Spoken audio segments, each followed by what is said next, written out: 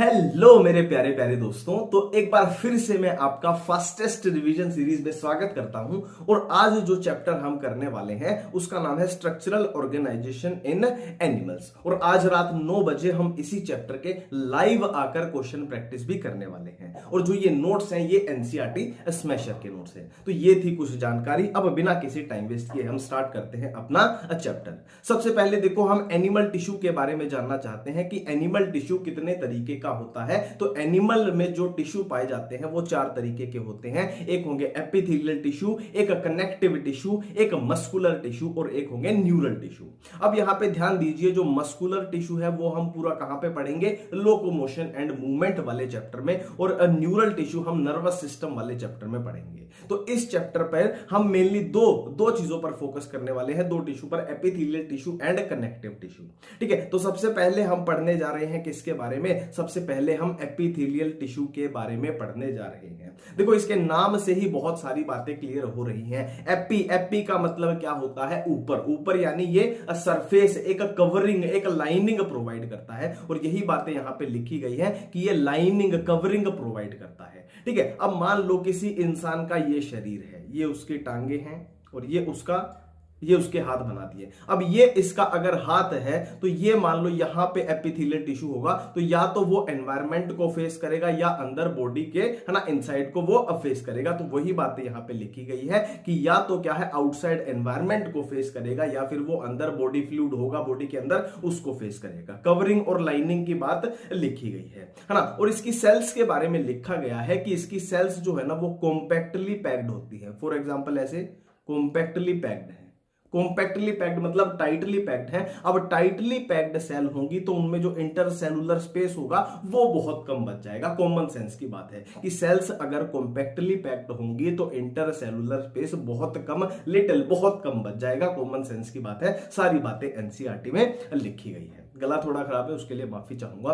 ठीक है, थोड़ी अजीब सी आवाज आ रही होगी, पर कोई बात नहीं, पढ़ाई में हम कमी नहीं आने देंगे। ठीक है, अब हम एपिथेलियल टिश्यू में ही बात करना चाहते हैं कि एपिथेलियल टिश्यू कितने टाइप का होता है। तो एपिथेलियल टिश्यू होता है भाई साहब 2 टाइप का, या बहन साहब, सिंपल भी हो सकता है, कंपाउंड भी हो सकता है। ठीक है, अब आपको पूछना चाहिए कि ये सिंपल किस बेसिस पे बोल दिया या फिर कंपाउंड किस बेसिस पे बोल दिया गया। देखो, अगर सेल्स की जो लेयर है वो सिंगल है तो वो सिंपल हो जाएगा, और सेल्स की लेयर 2 या उससे ज्यादा है तो वो कंपाउंड हो जाएगा। कैसे? देखो, मान लो ये सेल्स की लेयर है और ये एक सिंगल ही लेयर है ना, ये सेल्स है और ये सिंगल लेयर है, तो ये सिंपल हो जाएगा। और कंपाउंड 2 या उससे ज्यादा सेल्स की लेयर हो, देखो ये एक सेल्स की लेयर होगी, है ना, और फिर ये दूसरी लेयर होगी सेल्स की, फिर ये तीसरी लेयर होगी, है ना, मतलब 2 या उससे ज्यादा लेयर हो तो वो कंपाउंड हो जाएगा, और एक ही लेयर हो तो वो सिंपल एपिथेलियल टिश्यू हो जाएगा। ठीक है, अब हम बारी बारी से पढ़ेंगे। सबसे पहले हम सिंपल को डिटेल में पढ़ेंगे, फिर हम कंपाउंड को डिटेल में पढ़ेंगे।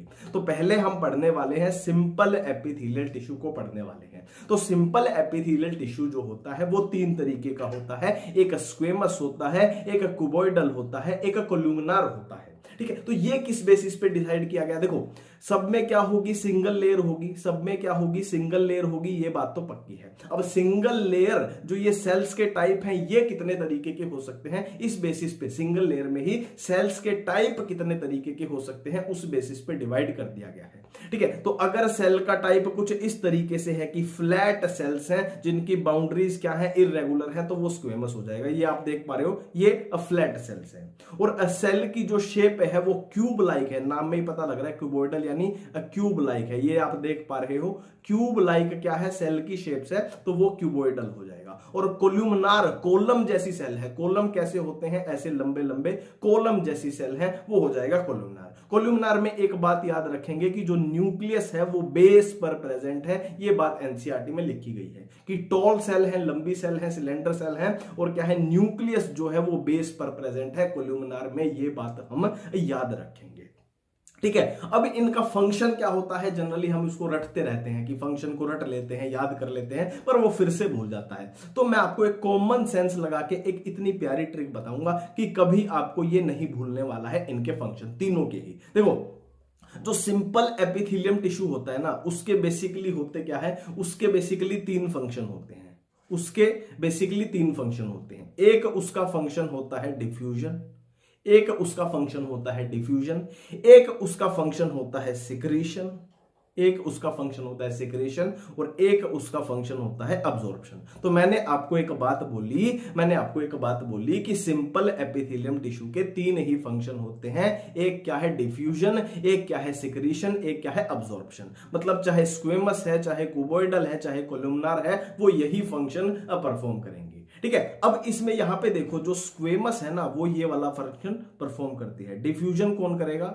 डिफ्यूजन स्क्वेमस करती है डिफ्यूजन, और सिक्रीशन एंड अब्जॉर्प्शन कौन करती है अपनी? ये दोनों क्यूबॉइडल एंड कोलुमनार।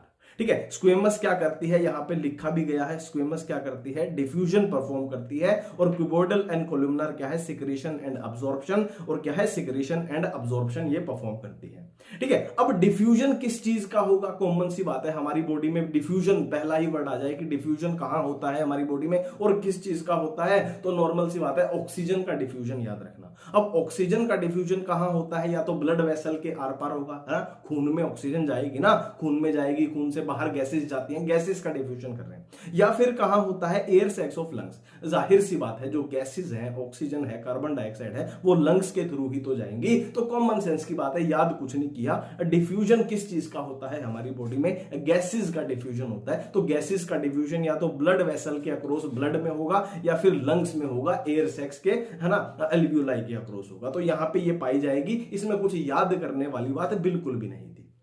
ठीक है, अब यहां सिक्रीशन एंड अब्जॉर्प्शन में कैसे याद करें? तो सिंपल सा याद रखना, जो क्यूबॉइडल है वो यूरिनरी ट्रैक में पाई जाएगी, जो क्यूबॉइडल है वो यूरिनरी ट्रैक में पाई जाएगी, और कोल्यूमिनार है वो डाइजेस्टिव ट्रैक में पाई जाएगी। अब देखो ये ट्रिक कैसे काम करती है ना। यूरिनरी ट्रैक यानी यहां पे देखो ट्यूबुलर पार्ट ऑफ नेफ्रॉन, ये आपको वर्ड मिल जाएगा। एक डक्ट ऑफ ग्लैंड भी याद रखना, ट्यूबुलर पार्ट ऑफ नेफ्रॉन से याद आ जाएगा, यूरिनरी ट्रैक में थी, क्यूबॉइडल थी। ठीक है, और डाइजेस्टिव ट्रैक मैंने बोला, डाइजेस्टिव ट्रैक में क्या आ जाएंगे? अपना स्टमक आ जाएगा, इंटेस्टाइन आ जाएगी, यहां पे कोल्यूमिनार पाई जाएगी। कुछ भी अभी तक हमने याद नहीं किया, कॉमन सेंस के बेसिस पे चल रहे हैं। ठीक है, अब आगे की हम दो बातें करने वाले हैं, एक सिलिएटेड, एक ग्लैंडुलर। तो सिलिएटेड और ग्लैंडुलर की बात करने के लिए हम क्या करेंगे? स्क्वेमस पे कांटा मार देंगे, स्क्वेमस पे क्रॉस मार देंगे। सिर्फ दो को याद रखेंगे। किन दो को याद रखेंगे? सिर्फ दो को याद रखेंगे। एक तो क्यूबॉइडल को याद रखेंगे, एक कोलुमनार को याद रखेंगे। एक क्यूबॉइडल को, एक कोलुमनार को याद रखेंगे।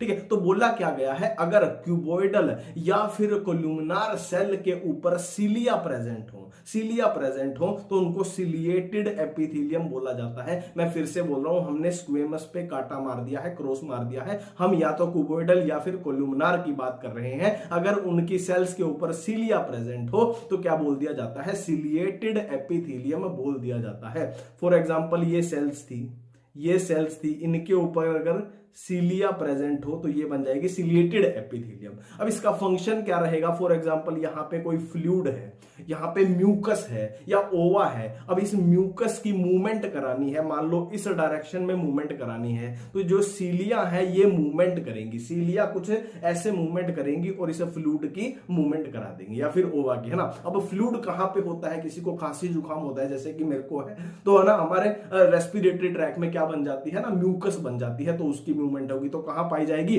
ब्रोंकियोल्स में पाई जाएगी। कॉमन सेंस की बात है। फैलोपियन ट्यूब में हमें ओवा, एग का, है ना, फीमेल्स में एग की मूवमेंट करानी है, ओवा की मूवमेंट करानी है, तो वहां पे फैलोपियन ट्यूब्स में पाई जाएगी। कुछ भी याद नहीं करना, कॉमन सेंस से बातें बन रही हैं। ठीक है, तो यहां तक अपना क्लियर हो चुका है। ठीक है, अब मैंने एक बात बोली थी कि स्क्वेमस पे आप क्रॉस मार दीजिए। हम सिर्फ दो सेल में खेल रहे हैं, अभी दो सेल में खेल रहे हैं, एक क्यूबॉइडल, एक कोलुमनार। और क्यूबॉइडल कोलुमनार के लेके हम एक बात कर चुके हैं, सिलिएटेड वाली। अब दूसरी बात हम इनको लेके करने वाले हैं कि अगर क्यूबॉइडल या फिर कोलुमनार स्पेशलाइज्ड हो जाए किसके लिए? सिक्रीशन के लिए, तो उनको बोल दिया जाता है ग्लैंडुलर एपिथेलियम। बातों को समझना, सिलिएटेड एपिथेलियम क्या होगी? क्यूबॉइडल या कोलुमनार के ऊपर सीलिया जाए। ग्लैंडुलर एपिथेलियम क्या होगी कि अगर क्यूबॉइडल या कोलुमनार की सेल क्या है? सिक्रीशन के लिए स्पेशलाइज्ड हो जाए। देखो बिल्कुल क्लियर है, नाम में ही आ रहा है ग्लैंड, नाम में ही आ रहा है ग्लैंड। और ग्लैंड क्या करता है? किसी से भी पूछ लो वो भी बता देगा कि ग्लैंड क्या करता है भाई? सिक्रीशन करता है। ग्लैंड क्या करता है? सिक्रीशन करता है। कुछ भी याद करने वाली बात नहीं है। अब ये भी यहां पे भी दो टाइप में इसको डिवाइड कर दिया गया है, दो टाइप में डिवाइड कर दिया गया है, या तो यूनिसेलुलर होंगे या मल्टी यूनिसेलुलर होगा।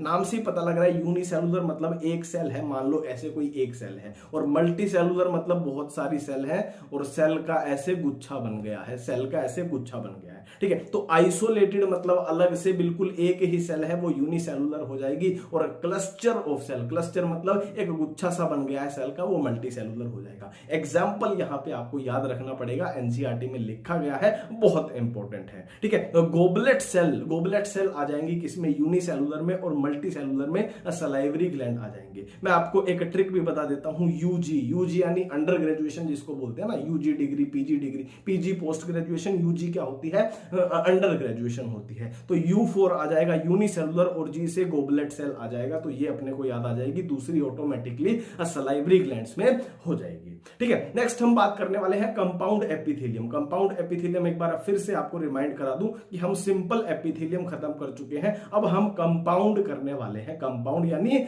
एक से दो या दो से ज्यादा लेयर होगी सेल्स की, ठीक है। हमने सिंपल एपिथेलियम में बात की थी कि इनके तीन फंक्शन हो सकते हैं, एक डिफ्यूजन, एक सिक्रीशन, एक अब्जॉर्प्शन। और यहां पे कंपाउंड एपिथेलियम के फंक्शन की बात की जाए तो सिर्फ और सिर्फ आपको याद रखना है कि इनका फंक्शन कैसा होता है, प्रोटेक्टिव, है ना। इनका फंक्शन कैसा होता है, प्रोटेक्शन देना इनका फंक्शन होता है। मल्टी लेयर्ड होती है, ये बात भी हम ऑलरेडी कर चुके हैं कि दो या उससे ज्यादा लेयर होंगी, किसकी, सेल्स की होंगी। कहां कहां पे पाई जाएगी, बक्कल कैविटी में, फेरिंक्स में, और सलाइवरी ग्लैंड के डक्ट्स में पाई जाएगी, ठीक है। नेक्स्ट हम बात करने वाले हैं सेल जंक्शन की, सेल जंक्शन की बात करने वाले हैं। तो तीन टाइप के अपने को यहां पे याद रखने हैं, एक टाइट जंक्शन हो जाएंगे, एक एदरिंग हो जाएंगे, एक गैप हो जाएंगे। कुछ भी आपको याद नहीं रखना, मैं जो बताऊंगा वो ट्रिक आपको बस ध्यान से सुननी है, आपका काम बन जाएगा। देखो यहां पे आ रहा है टी फॉर टाइट, और टी के ही बहुत सिमिलर वर्ड है ली, टी ली, है ना, टी ली बहुत सिमिलर वर्ड है, तो ली से याद आ जाएगा लीकिंग। मतलब डायरेक्ट क्वेश्चन आएगा कि लीकिंग को कौन रोकता है, तो टाइट जंक्शन लीकिंग को रोकता है, डायरेक्ट क्वेश्चन आपका आ गया, ठीक है। अब यहां पे एदरिंग में क्या क्वेश्चन बनेगा कि कौन सा सेल जंक्शन सीमेंटिंग परफॉर्म करता है, तो इसका आंसर कैसे लिखेंगे, ए फॉर अंबुजा सीमेंट, तो एदरिंग में हो जाएगा सीमेंटिंग ये परफॉर्म करता है। तो ये भी क्लियर है, बिल्कुल ट्रिक से। और गैप जंक्शन, देखो मान लो कोई ये दीवार है और इसमें ये गैप है, दीवार है, ये कंटिन्यू दीवार थी, और इसमें ये क्या है, ये गैप है। तो जाहिर सी बात है गैप का फंक्शन क्या होगा, कि यहां से कुछ ना कुछ हम ट्रांसफर करा सके, है ना, क्या अब बॉडी के अंदर क्या ट्रांसफर होगा, ईंटें तो ट्रांसफर होंगी नहीं, है ना, क्या होगा, आयंस का ट्रांसफर होगा, मॉलिक्यूल्स का। अब मॉलिक्यूल्स जनरली छोटे होते हैं, बट सम टाइम अब बड़े मॉलिक्यूल्स का भी ट्रांसफर हो सकता है। अब देखो, अब हम अपना एपिथेलियल टिश्यू खत्म कर चुके हैं, अब हम बात करने वाले हैं किसकी, कनेक्टिव टिश्यू की बात करने वाले हैं। तो बिल्कुल नाम से ही क्लियर हो रहा है कि कनेक्टिव टिश्यू जो होगा, है ना, कि कनेक्ट करेगा, नाम से क्लियर हो रहा है, कनेक्टिव टिश्यू मतलब कनेक्ट करेगा, यानी लिंक करेगा, ठीक है, लिंक करेगा टिश्यूज को, ऑर्गन्स को आपस में लिंक करेगा। अब यहां पे एक बहुत प्यारा क्वेश्चन बनता है कि most abundant and widely distributed in the body. देखो हमारे पास चार टिश्यू थे, एक एपिथेलियल टिश्यू था, मैं लिख देता हूं, एक एपिथेलियल टिश्यू था, एक कनेक्टिव टिश्यू था, एक मस्कुलर टिश्यू था, एक न्यूरल टिश्यू था। अब यहां पे आपसे क्वेश्चन पूछ लिया जाए कि इन चारों टिश्यूज में से कौन सा ऐसा टिश्यू है जिसका वजन वेट वाइज जो सबसे ज्यादा होता है, तो आंसर जाएगा मस्कुलर टिश्यू। बट अगर आपसे पूछ लिया जाए कि कौन सा मोस्ट अबंडेंट है और widely distributed in the body है, तो आंसर जाएगा क्या, कनेक्टिव टिश्यू आंसर जाएगा। बहुत ही प्यारा क्वेश्चन है, बहुत इंपॉर्टेंट क्वेश्चन है, ठीक है। ये चीज अभी छोड़ दीजिए, ये आगे कवर हो जाएगी, ठीक है। अब यहां पे क्या बताया गया है कि कनेक्टिव टिश्यू के अंदर सिर्फ अगर ब्लड को हम छोड़ दें, ब्लड एक कनेक्टिव टिश्यू है, वो आगे भी बात आ जाएगी। अगर कनेक्टिव टिश्यू के अंदर सिर्फ हम ब्लड की एक्सेप्शन रख दें, तो सारे जो इसमें कनेक्टिव टिश्यू में सेल होती हैं वो फाइबर बनाती हैं, और फाइबर भी कौन से, कोलेजन बनाती हैं और इलास्टिन बनाती है। अब ये कोलेजन क्या करता है, कोलेजन स्ट्रेंथ प्रोवाइड करता है, और इलास्टिन क्या करता है, इलास्टिसिटी। नाम से ही पता लग रहा है इलास्टिन, यानी वो इलास्टिसिटी प्रोवाइड करता होगा, और कोलेजन क्या है, मेनली स्ट्रेंथ प्रोवाइड करता है। ठीक है, नेक्स्ट हम बात करने वाले हैं कनेक्टिव टिश्यू कितने टाइप का हो सकता है। तो ये 3 टाइप का हो सकता है, loose connective tissue, dense connective tissue और स्पेशलाइज्ड कनेक्टिव टिश्यू। अब लूज में 2 टाइप का आ जाएगा, एरियोलर एंड एडिपोज, दोनों ए से स्टार्ट हो रहे हैं। ठीक है, अब डेंस में या तो रेगुलर होगा या इररेगुलर होगा, और स्पेशलाइज्ड में ब्लड बोन कार्टिलेज हो जाएंगे, बीबीसी है ना, नेटवर्क भी है न्यूज का या किसका, ब्लड बोन कार्टिलेज इसमें हो जाएंगे। ठीक है, अब बारी बारी से बात करेंगे, पहले लूज टिश्यू के ऊपर, फिर डेंस के ऊपर, फिर स्पेशलाइज्ड के ऊपर हम बात करने वाले हैं। तो सबसे पहले लूज कनेक्टिव टिश्यू की बात करने वाले हैं। इसके नाम से ही कवर हो रहा है कि लूज कनेक्टिव टिश्यू, यानी जो इसमें सेल्स होंगी, जो फाइबर्स होंगे वो लूजली अरेंज्ड होंगे, इसीलिए इसका नाम लूज कनेक्टिव टिश्यू पड़ गया। अब लूज है तो ढीला ढाला है, तो ग्राउंड सब्सटेंस भी सेमी फ्लूइड होगा, है ना। देखो अगर सॉलिड ही हो जाए तो वो हिलेगा ही नहीं, तो उसको हम लूज कैसे बोलेंगे। तो सेमी फ्लूइड इसमें ग्राउंड सब्सटेंस है। तो ये 2 टाइप का होता है, यहां पे भी हम देख चुके हैं, एरियोलर एंड एडिपोज, है ना। 2 टाइप का होता है, कौन सा, एक एरियोलर एक एडिपोज। ठीक है, अब एरियोलर एडिपोज के क्वेश्चन जो सुपरहिट बनते हैं वो मैं आपको बताता हूं। सबसे सुपरहिट क्वेश्चन एडिपोज का बनेगा कि फैट की स्टोरेज में कौन सा काम आता है, तो आंसर जाएगा क्या, एडिपोज जाएगा। फैट की बात हो जाए तो एडिपोज आंसर जाएगा। ठीक है, अब ये बात दोनों में लिखी गई है कि बीनीथ द स्किन प्रेजेंट है, बीनीथ द स्किन प्रेजेंट है। एरियोलर टिश्यू क्या करता है, सपोर्ट फ्रेमवर्क प्रोवाइड कराता है एपिथेलियम को। ठीक है, मेनली इसमें फैट वाला क्वेश्चन एडिपोज में सुपरहिट माना जाता है, यहां पे भी वो फैट की बात की गई है। ठीक है, अब हम बात करने वाले हैं डेंस कनेक्टिव टिश्यू की। अब हम बात करने वाले हैं डेंस कनेक्टिव टिश्यू की, जो 2 टाइप का हो सकता है, डेंस रेगुलर या डेंस इररेगुलर। नाम से पता लग रहा है, रेगुलर मतलब जो फाइबर होंगे, कौन से, कोलेजन फाइबर यहां पे जो होंगे वो रेगुलर अरेंज्ड है। रेगुलर मतलब कुछ ऐसे हैं, पैरेलल हैं, बिल्कुल रेगुलर तरीके से अरेंज है। और यहां पे इररेगुलर यानी जो फाइबर होंगे वो इररेगुलरली अरेंज है ना, किसी भी डायरेक्शन में ओरिएंटेड है। और रेगुलर में बिल्कुल देख लो, रेगुलर है, पैरेलल है, और इसमें इररेगुलरली अरेंज्ड है। वही बातें यहां पे की गई हैं।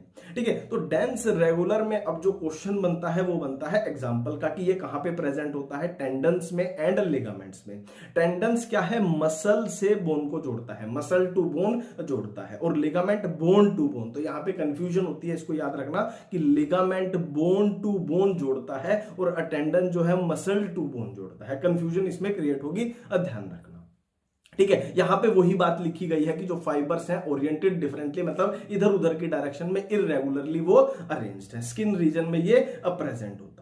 ठीक है, नेक्स्ट हम स्पेशलाइज्ड की तरफ आ गए हैं। अब स्पेशलाइज्ड में हमें 3 चीजें करनी रहती हैं, कौन सी, ब्लड बोन कार्टिलेज। अब ब्लड के बारे में तो हम बॉडी फ्लूइड्स एंड सर्कुलेशन वाले चैप्टर में बहुत डिटेल में पढ़ते हैं, तो यहां पे इसको नहीं पढ़ते हैं। बोन और कार्टिलेज के बारे में हम देखना चाहते हैं। ठीक है, देखो कार्टिलेज और बोन के बारे में ना थोड़ा सा कंपैरिजन करके पढ़ा करो तो बड़ी आसानी आपको रहेगी, है ना। देखो जो कार्टिलेज है वो सॉलिड है और प्लायबल है। प्लायबल का मतलब होता है थोड़ा सा दब जाए, जो है ना, जैसे रबड़ होती है, जो हम रबड़ लाते हैं ना, पेंसिल से मिटाते हैं, वो वाली रबड़ है, थोड़ी दब जाती है। ठीक है, तो ये प्लायबल होती है। जबकि बोन की बात करें, यहां पे हम बोन की बात कर रहे हैं, बोन की बात करें तो ये नॉन प्लायबल है, यहां पे नॉन आएगा, ये नॉन प्लायबल है, मतलब बहुत हार्ड होती है, दबती नहीं। ये तो आपको भी पता है कि हड्डी को अगर दबाएंगे दबेगी नहीं, बहुत हार्ड स्ट्रक्चर वो होती है। ठीक है, और बोन यहाँ पे कैल्शियम रिच होती है, बोलते हैं ना कैल्शियम खाया करो हड्डियां मजबूत हो जाएंगी, और कोलेजन भी इसमें बहुत सारा होता है, इसलिए वो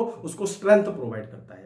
सेल्स की बात करें तो देखो कॉन्ड्रोसाइट जो होती है वो कार्टिलेज की सेल होती है। देखो साइट का मतलब होता है सेल, साइट का मतलब होता है सेल, कॉन्ड्रो मतलब कार्टिलेज वाली सेल। और बोन की बात करें, देखो यहाँ पे साइट का मतलब होता है सेल, और ओस्टियो मतलब बोन के रिलेटेड। आपने सुना होगा ना ओस्टियोपोरोसिस, वो भी बोन के रिलेटेड है ना। तो ओस्टियो वर्ड बोन के रिलेटेड होता है, तो ओस्टियोसाइट हो जाएंगी बोन की सेल, कॉन्ड्रोसाइट हो जाएंगी किसकी, कार्टिलेज की सेल हो जाएंगी।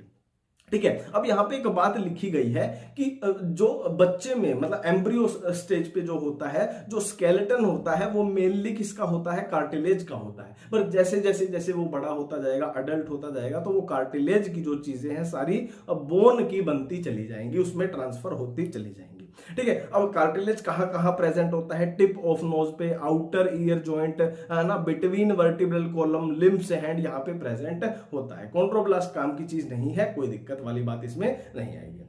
ठीक है। अब यहाँ पे एक रफ डायग्राम में आपको बताता हूं। देखो एक स्पेस होता है, एक स्पेस होता है जिसको हम बोलते हैं लैक्यूनी, जिसको बोलते हैं लैक्यूनी, और लैक्यूनी के अंदर ही क्या प्रेजेंट होती है, एक रफ डायग्राम है जिससे चीजें आपको याद रह जाएंगी। एक स्पेस होता है जिसको हम लैक्यूनी बोलते हैं, और उस लैक्यूने में ही क्या प्रेजेंट होती है, ओस्टियोसाइट, जिसको हमने बोन सेल बोला है, उसी में क्या है, ओस्टियोसाइट प्रेजेंट होती है। फिर से बोलता हूं कि एक स्पेस होता है लैक्यूनी और उसी में ओस्टियोसाइट यानी बोन सेल प्रेजेंट होती है। ठीक है। अब बोन के अंदर जो लॉन्ग बोन्स होती है, लंबी बोन्स, उसमें बोन मैरो होता है, सबको ये बात पता है। और है ना, बोन मैरो के में क्या बनता है, ब्लड की प्रोडक्शन होती है। हम पढ़ते हैं ना ब्लड में आरबीसी डब्ल्यूबीसी कहाँ फॉर्मेशन होती है उनकी, बोन मैरो में ही होती है। तो वो बात है ना। Provide structural framework of body, ये भी कुछ याद करने वाली बात नहीं है। जो हड्डियों का ढांचा है वो structural framework of body provide कराता है, ये कुछ याद करने जैसा इसमें नहीं है। ये मस्कुलर एंड न्यूरल कहाँ पे पढ़ते हैं हम, ह्यूमन फिजियो में डिटेल में पढ़ेंगे, कोई दिक्कत वाली बात नहीं है। तो ये चैप्टर अपना हुआ पूरा एनिमल टिश्यू वाला पोर्शन, एनिमल टिश्यू वाला पोर्शन है ना। और वन शॉट में अब हम कल क्या कर लेंगे, वन शॉट में हम कल कोकरोच को निपटा लेंगे, और इसके क्वेश्चन जो होंगे आज रात 9 बजे लाइव आएंगे, हम उसमें डिस्कस कर लेंगे। ठीक है। थैंक यू, धन्यवाद।